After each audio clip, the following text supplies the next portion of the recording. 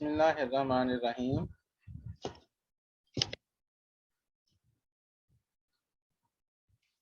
کراچی کے ذائقوں سے شناسائی کا سفر، پہلا ذائقہ کبھی نہیں بھولتا۔ تحریر شکور پٹھان۔ ذائقہ بھی زندگی کا ایسا تجربہ ہوتا ہے جو ساری زندگی آپ کے ساتھ رہتا ہے۔ جب کبھی کوئی اس کھانے کا نام لیتا ہے تو زبان میں وہ ذائقہ محسوس ہونے لگتا ہے جس سے پہلی بار شناسائی ہوئی تھی۔ ذائقہ کا یہ سفر ساری زندگی جاری رہتا ہے، لیکن پہلا ذائقہ بلانا آسان نہیں ہوتا۔ آج بھی مجھے یاد ہے کہ پہلی بار کون سی چیز اور کہاں کھائی تھی، اور سب سے مزیدار ذائقہ کس کھانے کا تھا۔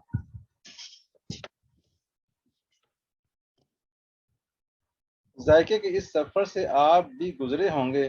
آج جب ماضی یاد کرتا ہوں تو یہ مجھے میرے بچپن میں لے جاتا ہے، جب دنیا بہت محدود تھی۔ گھروں سے باہر کھانے یا گھر سے باہر کی چیزیں کھانے کا رواج ایسا نہیں تھا جیسا آج ہے۔ اب تو باہر کھانا یا باہر سے کھانا منگوانا فیشن یا شوق سے بڑھ کر ضرورت بن چکا ہے۔ جہاں تک مجھے یاد ہے، گھروں میں کھانے بھی چند ایک ہی پکتے تھے اور ہم ہنسی خوشی کھا لیتے تھے۔ آج کی طرح نہیں کہ گھر میں ٹنڈے پکے ہیں تو بچے نے باہر سے برگر کھا لیا۔ ہمارے گھر میں تو زیادہ تر دالیں اور سبزیاں پکتی تھیں۔ یہ اور بات ہے کہ انہیں مختلف طریقوں سے پکایا جاتا تھا، جیسے کبھی بینگن یا آلو کی سبزی یا ترکاری پکا لی، تو کبھی بینگن یا آلو کا بھرتا بنا لیا، پھر آلو کی بھجیا پکا لی، کبھی آلو اور دال روٹی کے اندر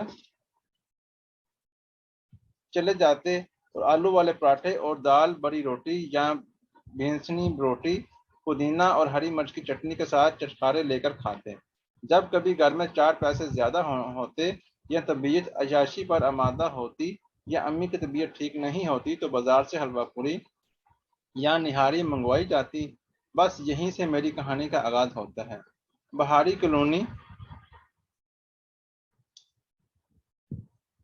بہاری کالونی میں ہمارے گھر سے کچھ دور ایک امرتسر کے کشمیری مہاجر کا تنور تھا جو صبح سویرے کلچے اور باقر خانی بناتا۔ اب یہ یاد نہیں کہ یہ صرف چھٹی والے دن ہوتا یا روز کا معمول تھا۔ ہم تو صرف چھٹی والے دن ہی وہاں جاتے تھے۔ اس جیسی باقر خانی تو شاید بعد میں بھی کھائی ہو، لیکن اس کے کلچے کا ذائقہ آج تک کہیں اور نہیں ملا۔ خمیری آٹے والے ہلکے سے نمکین تل چھڑکے ہوئے گرما گرم پھولے ہوئے ان کلچوں کی بات ہی کچھ اور تھی جو ہم چائے میں ڈبو کر کھاتے تھے۔ اب ان کی صرف یاد ہی رہ گئی ہے۔ بہار کالونی ہی میں سے بہر کو ایک نان بائی سائیکل پر اپنی چیزیں بیچنے آتا تھا۔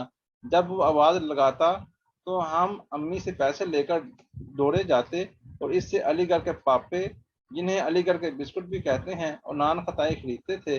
آج تو شاید لوگوں کو علی گڑھ کے پاپے سمجھنا بھی ممکن نہ ہو۔ وہ نمکین زیرے والے بسکٹ اور ڈبل روٹیاں بھی لاتا تھا، جن میں ایک کلچے کے سائز کی گول ڈبل روٹی بھی ہوتی تھی جسے نان کہتے تھے۔ اب مجھے وہ نان نظر نہیں آتے۔ کبھی کبھار جب ہم اپنے رشتہ داروں کے گھر جاتے تو وہاں صبح سویرے بی پی والوں کی گاڑی آتی۔ بی پی کا بن اور مسکا بن کے جوڑ دنیا میں آج تک پیدا نہیں ہوا، اور بی پی کی ڈبل روٹی والا ذائقہ بھی مجھے کسی اور ڈبل روٹی میں نہیں ملا۔ یہ میری بچپن کی یادوں کا اٹوٹ نقش ہے۔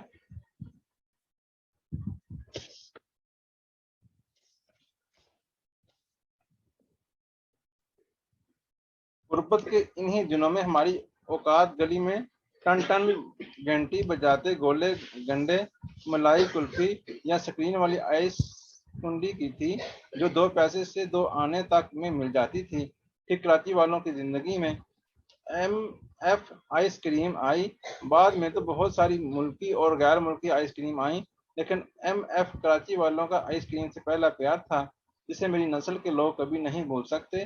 اس کی چوک بار 4 آنے کی تھی، جو ہماری اوقات سے بہت زیادہ تھی، لیکن ہم بچوں کا دل رکھنے کے لیے امی 4 آنوں کی قربانی دیتی اور چھری سے اس چوک بار کے 4 برابر حصے کر کے ہمیں پلیٹوں میں دیتی، جنہیں ہم بر رضا و رغبت کھاتے۔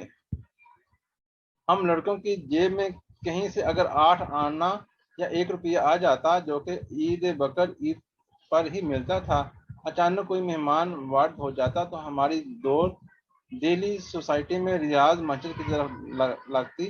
اسے شمسی ہاؤس کے نام سے بھی جانا جاتا تھا، جہاں کبابوں کی دکان تھی۔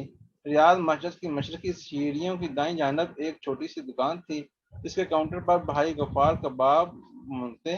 کاؤنٹر کے پیچھے ایک چھوٹی سی بینچ تھی، جس پر بیٹھ کر ہم آتشی کباب کھاتے اور سی کرتے اور پانی پیتے رہتے۔ اب کراچی میں دوسرے کباب بھی مشہور ہو گئے ہیں، لیکن جنہوں نے یہاں کے کباب کھائے ہیں وہی جانتے ہیں کہ اصلی گولا کباب کسے کہتے ہیں۔ خیر، جس دن 4 آنے میسر آ جاتے تو ہم حیدرآباد پہنچ جاتے، جہاں کے آلو چھولے، دہی بڑے، چاٹ وغیرہ ہمارے منتظر ہوتے۔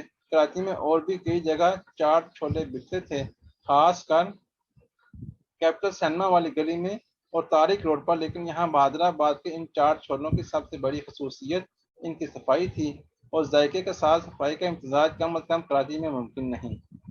کیپٹل سینما کی گلی میں داخل ہوتے ہی بھاپ اڑتی سبز چائے کی خوشبوؤں کی لپٹیں شام جہاں کو معطر کر دیتی۔ کیفے گلوریا کی چائے دور سے ہی دعوت دیتی کہ اس گلی میں آئے ہو تو مجھے بھی پی کر دیکھو۔ پارسی آتش کدہ والی گلی میں کراچی کے بعد پھیل پوری کی دکان تھی۔ اس وقت سوائے ممبئی والوں، میمنوں اور بوہریوں کے کوئی بھیل پوری کا نام بھی نہیں جانتا تھا۔ میں نے دبئی، شارجہ میں بہت سے ہندوستانی ہوٹلوں میں بھیل پوری کھائی، لیکن کراچی والے اس بھیل پوری کا جوڑ آج تک نہیں ملا۔ جو کراچی میں رہا ہو اور برنس روڈ سے لذت کام و دہن سے محروم رہا، یہ ہو ہی نہیں سکتا۔ میرا دعویٰ ہے کہ دنیا بھر کے فوڈ کورٹ اور کھانے پینے کے علاقے ایک طرف، برنس روڈ ایک طرف، یہ فوڈ کورٹ اور فوڈ اسٹریٹ صفائی ستھرائی، وسعت، سجاوٹ، خوبصورتی اور نظم و ضبط وغیرہ ہر چیز میں بہت زیادہ آگے ہوں گی، لیکن جہاں تک بات ہے ذائقے اور چٹخارے اور مزے کی تو برنس روڈ حرف آخر ہے۔ کراچی اور کراچی کے ذائقوں سے تناشائی میں میرے چھوٹے چچا کا بہت ہاتھ ہے۔ میں نے زیادہ تر کراچی ان کے ساتھ ہی دیکھا۔ Cafe Gloria, Pak ice cream, cafe George, Oxford cafe وغیرہ میں ان کے ساتھ ہی گیا، جن کی اپنی اپنی کہانیاں ہیں۔ منورہ میں کلب روڈ کی گلی جو سمندر کی طرف جانب جاتی ہے میں بنے ایک چھوٹے سے ہوٹل میں مچھلی فرائی کھائی، جس پر چھڑکے ہوئے مسالے نے اسے لذیذ دار بنا دیا تھا۔ ذائقوں کے اس سفر میں کئی چھوٹے موٹے مقام اور بھی ہیں، لیکن وہی بات ہے کہ کہاں تک سنو گے، کہاں تک سنائیں۔ اللہ حافظ۔